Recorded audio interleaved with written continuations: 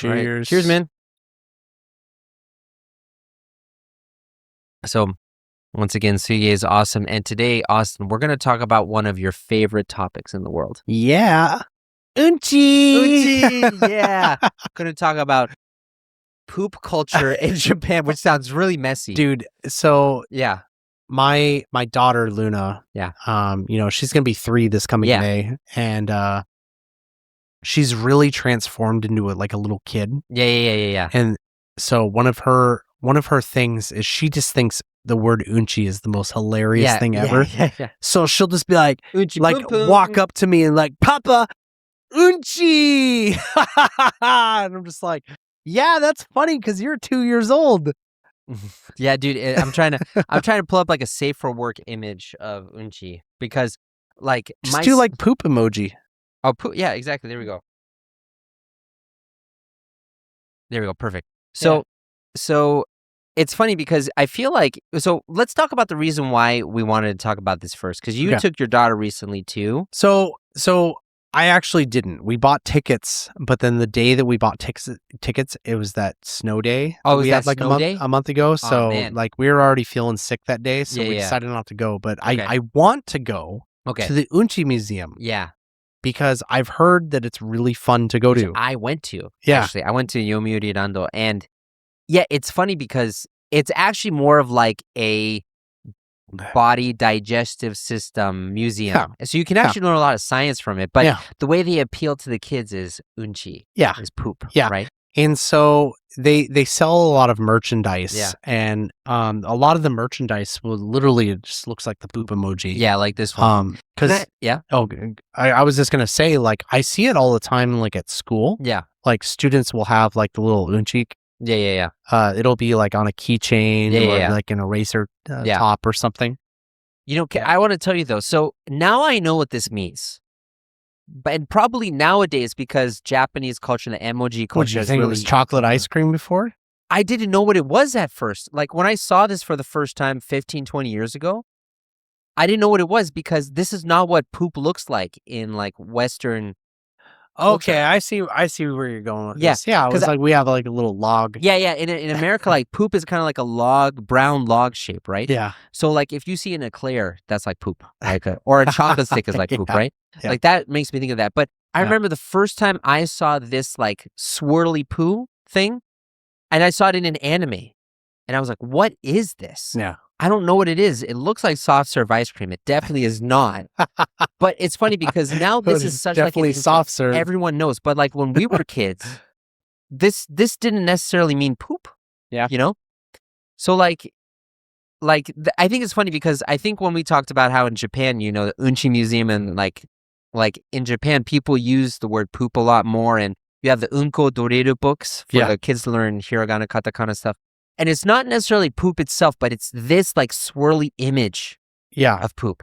And like even to the point where my 2-year-old, he got like a pink light up poop on a stick where like if you hit it, it lights up and it's in this poop shape, you know? Yeah. And it's funny because like in the States, when we were growing up, people would say, "Oh, that's too vulgar, that's too gross." But in Japan, it's everywhere. It is kind of funny that like toilet humor is like looked at like really lowbrow, like very immature, like vulgar in Western culture, and then here in Japan, it's just like, oh yeah, it's it's funny, it's fun. Yeah. I wonder where that comes from. Huh? Like, I don't know, because I feel like this kind of goes back to how I know in Japan, we like people say that Japan with tatemae and honne stuff, but I feel like in America, like we talked in our episode from a while ago, that in Japan the tatemae is the tatemae and everyone knows it's the tatemae, but in America the tatemae that you have, they'll try to convince you that it's the honne, and so people can't joke about this stuff because that's like too childish. It's like that's not becoming of me, Yeah. But I don't know. There's just something like. There's like this aversion to it in the States, but in Japan it's pretty much accepted. Yeah. It's it's funny because you see it pop up in a lot of imagery here. Like there's There's this building in Tokyo. It's near Odaiba. I don't know if it's actually like poop. Yeah. But there's this giant golden symbol on top. Do you know what I'm talking about? Oh, the Asahi building? No. That's supposed to be like the foam or something from beer or something like that. But people call it the golden poop. Yeah, it looks like poop. But it's not the swirly thing. It's kind of like a trailing little thing. It's more like poop in the American stance. Let me actually let me bring this up so that we can. I'm so glad you know what I'm talking about. Okay, so let me just pull up Asahi building. Asakusa. Yeah, this thing, right? This is the floating poop thing. Yep. Yeah. Okay. So let me pull this up. If you speak to an American, and you ask them what does that look like, they'll say that's a poop. It looks like poop. Yeah, they're like, this is 100%. You even have the little pinched off end at the end. Yeah. So this is like what the image of poop is to America, but like the swirly Q thing is like that's supposed to be beer. No, I don't know. I heard it's supposed to be like the foam from the beer or something. Okay. I don't really know, but it looks like a. That just looks like a golden turd, man. I know, because that's what it is. That's what it is in the States, you know. Yeah. And it's funny because, like the American image of like what a poop is comes from, I think, the human shape of poop, but like this swirly Q is like the animal poop kind of thing. Yeah. I don't know. That's. So it's like everybody just likes animal poop here? No. But so no, because so this is bringing back some like research that I read years ago, and I don't know if this has been reproduced at all, but this was in like a linguistics journal. Yeah. And they were saying how Japanese people at a subconscious level interpret insect sounds differently from like Western Caucasian people. I wouldn't even limit that to insects. Animal sounds in general have been proven to sound differently depending on what your culture is. Yeah. Oh, you mean like the imitative sound? Yes. Yeah. Like when like, oh, I mean, you can name any animal and it sounds differently and they'll have a different sound depending on which country you're in. But like, I'll give you an example, like dogs. Yeah. Dogs like woof woof or bark bark in English, and in Japanese it's wan wan. Yeah, right. Right? And you know, I'll talk with my wife about it. I'll be like, okay, you hear that dog barking. Okay? Can you imagine when I say this sound? Does it sound like that sound? Yeah. She's like, well, not really. It sounds like this sound. Yeah. Right? And it's like, what? It's so like, crazy. The big thing for me that really is different is the frog sound. Is ghetto ribbit and Japanese ghetto, right? Yeah. I don't hear ghetto at all. I don't hear ghetto at all. Ribbit. I hear that. But no, but what I was talking about is no, they're talking about how the brain like interprets what kind of a sound it is, because in human brains we distinguish between language and non-language sounds, and we also distinguish between like animal and nature sounds, like a sound an animal makes versus a sound that a rock falling in the forest would make, something like that. And even so, even within language, you know, your native language hits your ears differently than a foreign language. So like with English, I don't have to concentrate and the words come in and I can kind of get it. Yeah. But with Japanese, I have to focus. Yeah. Otherwise, I can't get it. But what's interesting for me, because, you know, I grew up in Germany, is I grew up around German, but I have no vocabulary. So I have the sense of it coming into my brain like English and I'm interpreting it, but I don't have the vocabulary to make sense of it. But if there's a sentence that has my limited vocabulary in it, I understand it immediately without thinking. And what this experiment was saying was how for Japanese people, when they hear insect sounds, it gets interpreted closer to being like a human speech sound. Really? Whereas like for American people, it just sounds like an animal sound. Like the brain reaction is different to it. And so, and I also see culturally, like, you know, probably due to religion and stuff, you know, Western people, Americans, tend to see themselves as separate from nature, that nature is something you dominate. Hey guys, if you've watched this far, you're going to love our Austin and Arthur friends. In the Austin and Arthur friends, you're going to really improve your English listening, and I mean a lot. As a friend of ours, you will get each episode ahead of time with no ads, so you can watch before anyone else. But not just that, you can ask us questions or leave comments, and we will make a special video each week answering questions and responding to comments. These videos will not be released publicly. They are for friends, members only. It's a great way for you to ask our opinions directly and for us to respond directly. You'll also get listening practice questions and answers that you can check. Answers are for friends, members only. Oh, and anaume mondai mo desu ne. So you can check your listening.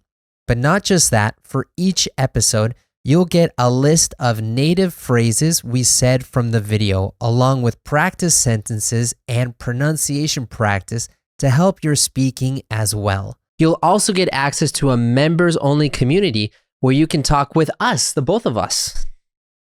Mainly me, right? No, definitely.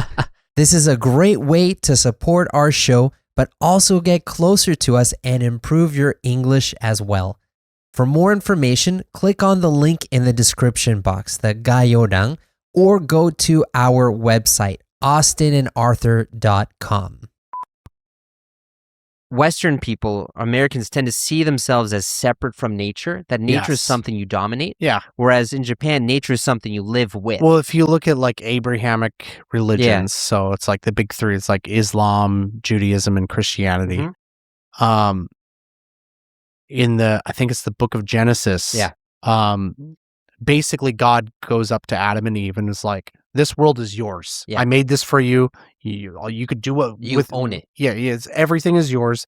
You can eat the animals, you can kill them, you can do whatever you want them. I made this for you. And all three of those religions, which Western society and to a greater extent, most of the world. Yeah, Middle Eastern, North African. Right. Is built on top of that belief system. Yeah. Right. And so because of that, you have like nature and animals, and then you have humanity. Yeah. Right. Whereas I think like if you look at Eastern society, which is like, Eastern Asia, not, I guess you could include India because of Buddhism, and Hinduism, but it's like, there's not like that pyramid. Yeah. It's more of a cycle. Yeah. Right. Yeah. Yeah. And so I feel maybe that could be a reason why the standard poop shape in Japan is like animal poop, whereas in America it's like human poop, whatever. It's like a log shape, Yeah. But it's weird because like I don't know, I wonder why it is that in the States we wouldn't feel. I feel like we feel a lot less comfortable with the topic of poop. I think you would never have a reading book called like poop drills in America. Yeah, I think the big difference, and I think what you're alluding to is I would never say poop is cute. Yeah. Right? And you like all when my wife first suggested that we go to the Unchi Museum, and like I saw online, I was like, what this is gross. I don't want to go to a poop museum. That sounds disgusting. Yeah. But then it's like, oh no, it's fun and cute. Yeah. Like it's fine. Yeah. Right? And I think that's the big difference, right? Yeah. So, yeah, I'm kind of curious to hear from the viewers, like, because I remember when I first came here and people like talking about poop or talking about like using the emoji and stuff was really kind of second nature. It was kind of taken for granted. It made me feel really uncomfortable. But like, how do you guys feel about this? Yeah. This actually, just saying this to the people, thank you for the inspiration. For those listening on our podcast, I'm looking at the camera thanking the viewers. But this reminds me of how in America or in English, we try so hard to avoid the word but in Japan, people use oshiri all the time. I'm glad you're kind of transitioning into this because I was gonna comment that nudity here in Japan Yeah. is used as comedy all the time. Oh yeah. Like I'll give you a really easy example. Shin-chan. Crayon Shin-chan. Yeah. Yeah. What does he do all the time? He pulls his pants down and moons people. Yeah. Right. Right? And like he like sticks his butt out at people and like it's funny. Yeah. Right? And that would be like really offensive and vulgar in the US. Yeah. Right? Yeah. Yeah. Yeah. Yeah. How many different examples of like comedians or TV shows or like just comedy sketches do we see in Japan of like some guy suddenly just being naked? Yeah. Right? You know, Yeah. it's like there's this like this like vulgarity and like I was gonna say harshness, but that's not really where I'm going with it. But like there's this kind of vulgarity thing that's like accepted here. Yeah. And that's fine, and it's just considered funny. Yeah, did you ever get into Dragon Ball Z or Dragon Ball when Goku was a kid? So I remember because once again, I'm always late to the party, but I started liking Dragon Ball after the fad had kind of died out, so I had no one to share with. But I remember watching the original Dragon Ball cartoons when Goku was a small kid. Yeah, and then do you ever know that Goku was Chinese? I thought he was Japanese for the longest time until like last year. I was talking to somebody. I was like, "Oh yeah, I mean, what do you mean?" Like we were talking about the movie, and I was like, "Yeah, it's weird that they cast it as a white guy instead of a Japanese guy." And they're just like, "What are you talking about? Goku's Chinese." Yeah. And, wait, what? Yeah, the Sayuki, right? Yeah, Journey to the West. Yeah. It's funny because that's such like a pillar in like Chinese or East Asian Asian culture, but What was funny is I found out that Akira Toriyama, he wanted to make like a kung fu anime. Yeah. So he was imitating like the Chinese Hong Kong kung fu movies. That makes sense. So he made it. I mean, you could definitely see that influence. Yeah, you see that. And like all the pantheon that's showed in the show, they're all Chinese like pantheon gods. Right. Yeah. And you know, it's funny because I remember watching the original Dragon Ball on Toonami on Cartoon Network back 25 years ago, whatever. Yeah. And then one day I go into a local Stop and Shop, which is like our Safeway. It's a supermarket. And in the book section, they had Dragon Ball comics. It's like, wow, they made the cartoon into a comic book. I didn't know that it was the comic book was first. So I bought the comic and I read the first volume. And there's like a scene where Goku is naked and he just like kicks out and you can see his junk like right in the center. Like you can see his dick and everything right in the center. Yeah. And I remember seeing that thinking, whoa, this is really uncomfortable. Is this child pornography? Dude, there's so many examples in Dragon Ball. Yeah. But what was funny though was like, then I watched Dragon Ball in Japan, and Dragon Ball is a kid's show. Well, like for like younger, like maybe 10 years old, whatever. Yeah. And when I watched the Japanese version, they had the scenes of where he's naked and you can see his dick, you know? Yeah. And they cut those out in the American version. I didn't know that those were there. Yeah. Dude, there's so many examples. Like, I'll tell you, there's another one. And, you know, I love, one of the things I love about Japan is how they're able to just capture the innocence of children. Yeah. Sometimes in a really creepy way, but sometimes it's kind of endearing. Yeah. But there's, I remember vividly, there's this one scene where Goku and what's the girl? Bulma. Which means like those training pants, you know? Yeah. So this one episode, Bulma's wearing a skirt and she's asleep, and Goku, like in the beginning of the show, he's like 6 years old. Yeah. Like he's a little kid, right? And he like walks up to her and lifts up her skirt. Yeah. And is like looking at her underwear and is like really confused about it. He's like, "What the? There's nothing there." And then he pulls his own pants over to look and is like, "What? This is different." You know? And it's I just remember looking at that and be like, "Man, that would not work over here in the West." Yeah, right? Right? Yeah, and it's funny because I feel like, you know, like I'm like America, probably maybe because of like the European, not the European, but the Puritan religious aspect, but people are really prudish. Yeah. And like anything that's about sex, no. You gotta like censor it, you know? But it goes down to even like the word butt. Like I said before, like in Japan, I remember when like what's the famous character butt face? Yeah. I don't remember what their actual name is. I don't know either, but I'm sure you guys know exactly what I'm talking about. There's the drawn character who just literally has a butt for a face, right? Yeah. Yeah. Yeah, and it's funny because like in America, we'd see like, oh, that's too crude. Yeah. Like it's like, okay, yeah, wow. I know, but it just goes back to like I remember like when I learned the Japanese phrase like shiri o tataku, because I do, which means like slap your butt. Mm-hmm.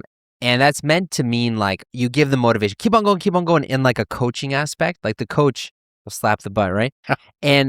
But what's funny is because like give him a little good game. Yeah, it uses the word shitty in it or shitty in it. And like in America, you never say, "Oh yeah, I just need a good butt slap," and then I'll have motivation. See, if I say it in English, it's so awkward. Oh right? my God, man! I would refer to you to HR immediately. Yeah, you'd report me for like sexual harassment or something, you know? What is this man trying to pull? Yeah, but it's funny how it's like I said, you know, it's much more like conservative and prudish. Yeah. But on the other hand, when you go to the States, all the girls are wearing like yoga pants where you can see everything without seeing everything. And they have really low cut shirts so you can see like their boobs coming out and everything.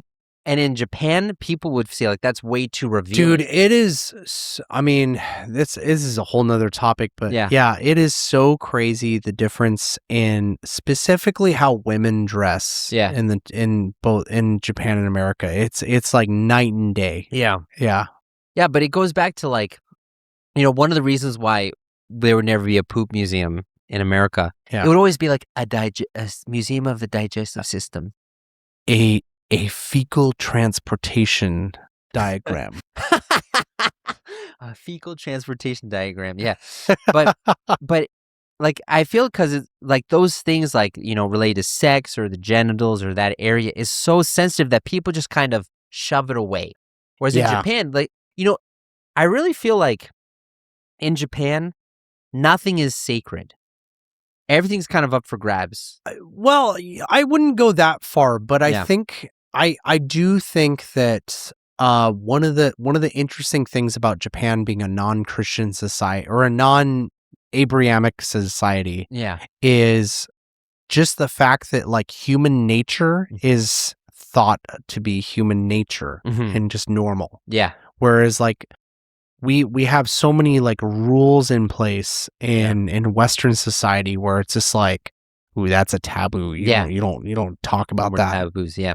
Like I remember, I forget where I learned this, but back in before Japan modernized, right around the time Japan was modernizing, a lot of Westerners came over and were shocked at, you know, women would be working in the fields topless, right? Or topless, or you know, because they have the really big sleeves, you could see everything. Yeah, you know. Yeah. And people didn't see it as a really big deal, whereas in America or in the West, that would be seen as disgraceful.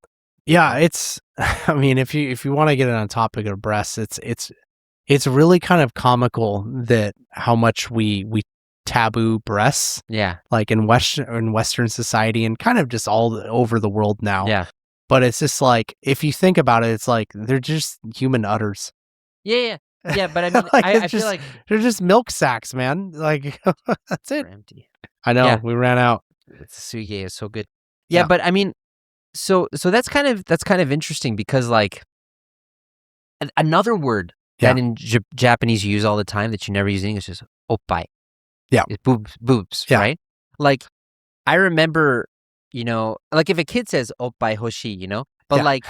You just don't want the 40-year-old guy saying it. I know. Oppai hoshi. I know, but even so, I feel like in Japan people say the word oppai a lot easier than they do in the States. Like that's like an off. Yeah, I mean it would be word. Like I'll give you a good example. Breastfeeding. Yeah. Breastfeeding is like totally normal and fine. You can do it anywhere. You can do it on the train. Train has so many strict rules. You can't eat, you can't drink, you can't talk on the phone. You want to just whip one out and give one to your kid? I mean, obviously, you're going to put it under a sheet, but you can do that. Yeah. No one will care. Even in the States, even if you have a sheet over and you people can't get see upset. People get upset. People get upset. Yeah. Yeah, and it's funny because it's like that's such like an important part of life. Yeah. Yet that's kind of shunned to the Yeah, man. secrets, I remember when my sister Chelsea had her daughter, and I was visiting. I think I was still in the military. I don't remember. Anyways, I was visiting her house at the time, and she was breastfeeding one of her kids, and I felt like uncomfortable. Yeah. I was like, do I need to go to like a different room? Yeah. You know? Yeah. And it's like now it's like I got my own kids, Mm-hmm. and it's just like, we don't breastfeed my second daughter because she's got problems, but back when my first was a baby and we were breastfeeding, like we just do that everywhere. Yeah. Right? Yeah. No, and it's funny because like now, in Japan they have privacy rooms where women can go nursing and stuff like that. Sure. But like you said, breastfeeding in public was almost in the States, or it was almost seen as like a sign of defiance or something like that. Yeah. And now that we're talking about this, we talk about the religion aspect. It's funny how like neither you nor I are really that religious, but we realize a lot of things come back to this, right? Yeah. Is when in the book of Genesis, I'm gonna actually just bring this up. This is gonna be, while you're looking, this whole conversation, I mean, we've kind of diverged from our main topic, but it really pisses me off when people say that like Europe or the UK or the US isn't a Christian country, because it's like you can't be more wrong. Yeah. Because it's like, okay, yeah, we have like people of other religions in this country, but literally the foundations of the society of this country are founded on Christian morals. Right. Like, everything is through the lens of Christianity. Yeah, the Christian myth. And so, yeah. So, and that's really true. You have to recognize that. I think this is going to be a good picture. Yeah. So back in the Bible, before sin enters the world, when humans are still innocent, they're naked, and it says in the Bible, and they were naked and felt no shame. But then once they do something bad and sin comes in the world, that's when God says, actually, no, the first thing that they do is they realize they're naked and they feel embarrassed, so they cover themselves up. Well, yeah, that was after taking a bite from the apple from the tree of knowledge, right? Right, exactly. Knowledge of good and evil. They gained knowledge of shame. Yeah. Right. And then when God comes back into the forest, it comes back into the Garden of Eden, and he knows that they've sinned and they're covering themselves. It's funny because he says, "Why are you wearing clothes?" Yeah. And they were like, "Oh, I was naked." It's like, who told you were naked? Yeah. And did you eat from the fruit of the tree of the knowledge of good and evil? Yeah. Like, she told me to do it, But then what was funny is after that, though, what God does is he doesn't necessarily make them naked again. He gives them animal skins to wear. And this idea of like these really intimate parts of us are inherently shameful, I think, is like a foundational reason to why you would never have the Unchi Museum in America, Yeah. But it's funny because it's like it originally, like it was funny even in the Renaissance, right? So back when like Michelangelo and Leonardo da Vinci were alive, they made statues fully nude, fully naked. You could see everything. Well, then they chopped all the penises off, or they covered it with leaves. They cover the little they're like, stupid leaves. This is disgraceful. You see their nudity, so let's put a leaf on it. Yeah. Like the church said that. Yeah. So like, but in Japan that doesn't have that Christian basis. So like, hey, this is just life. We'll just have a shrine in Kawasaki dedicated to penises. That's a thing. Yeah, I've been to it many times. You have? I lived in Kawasaki for years, and I still haven't been. We've done an episode on the Penis Festival. I know, but I've still never been. No, it still would be fun. It's got very touristy. Yeah. Because it's got like world renown now. But I mean, it's still a novelty thing. It's fun to experience. Yeah, I want to get one of like the penis lollipops. You see them all the time, and it's really weird when you see kids running around with them. It's a very, very questionable image. Yeah. We'll save that for another episode. Yeah. Anyways, so we talked about a lot of things in this topic. Even though we didn't talk about Unchi so much, I feel like the main reason for this topic was what we talked about afterwards. Yeah. So I'd be really interested in hearing your comments or your questions. We're going to do a Q&A video after this for our Austin and Arthur Friends members, but just leave your comments. Maybe we'll answer them, Yep. But it was good talking to you, man. Yeah. Great.